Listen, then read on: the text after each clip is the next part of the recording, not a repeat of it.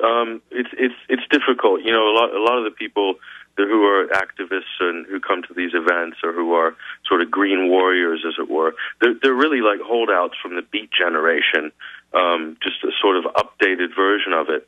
And you know, what you're talking about, Alex, are facts. You're talking about real documents. You're reading the UN Agenda 21. These are things that are publicly available that everybody can go and see.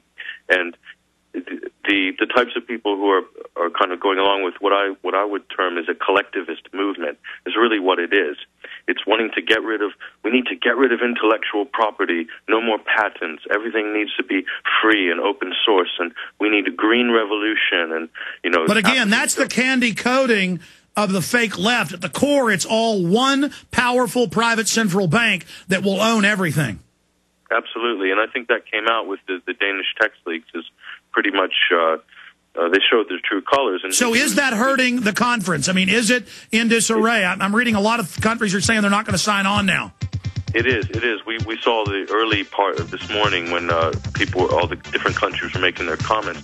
And all these small countries like Equatorial New Guinea and Mozambique, and they don't have nearly the political clout that the United States or the European countries have, but they already see through what is probably good. Stay there. I want to come back, talk about what else is happening. To educate you about the single biggest threat to our planet. You see, there is something out there which threatens our very existence, and maybe the end to the human race as we know it. What do you mean? The cave-in is over. I'm afraid you have a much bigger problem than a cave-in. What's that? It is a creature which roams the earth alone. It is half man, half bear, and half pig. Well, I'm here to tell you now, Man-Bear-Pig is very real, and he most certainly exists. Boys, there's no such thing as a man-bear-pig.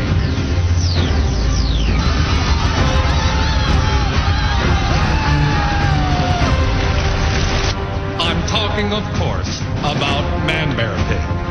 Damn you, Man-Bear-Pig, they're just children! Oh my God! Man-Bear-Pig screen active. I've got you now, you son of a bitch! All right, ladies and gentlemen. Played a little more of that clip than I wanted to. Going around taking names, and he decides who to free and who to blame.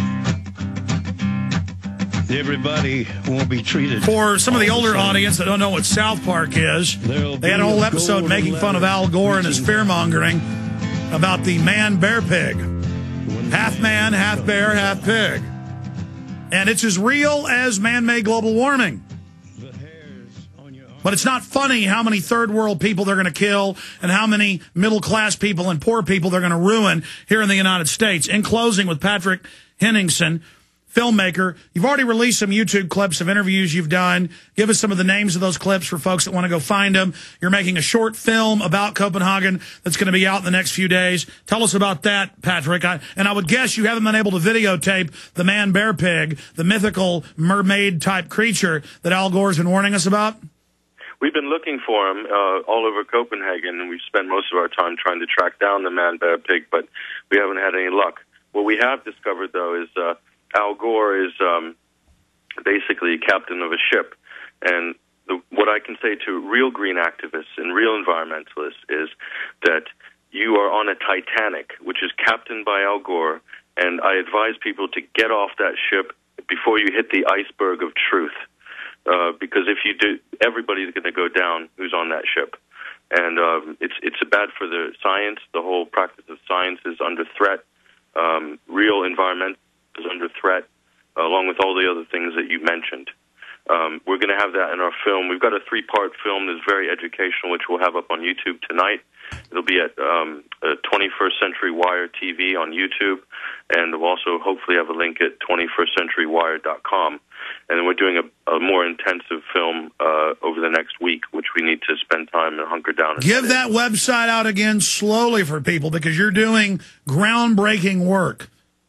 It's www.21stcenturywire.com, and on YouTube, just go to 21st Century Wire TV, and you'll see some of the videos, and there'll be some coming out, a few more coming out over the next few days.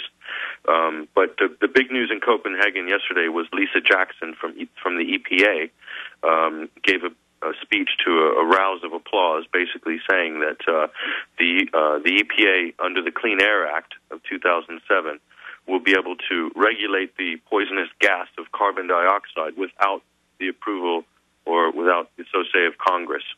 So it's basically a runaround the democratic process, saying that it doesn't matter if Congress and Senate pass the cap-and-trade bill. We're going to regulate greenhouse gases anyway. When they say greenhouse gases, they're not talking about really dangerous gases. They're talking about carbon dioxide, which we all know. Look. If they were calling for an international agreement that wasn't a global taxation system to private banks that would demand study before they open-air plant or release cross-species animals and plants, that's what's already causing rogue viruses. And, I mean, that's what's really dangerous. That's what can really mess up our planet. Nanotech getting loose.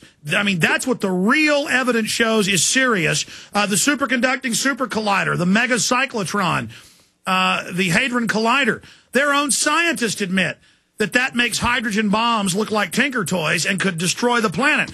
But, you know, no control over anything real. No control over overfishing.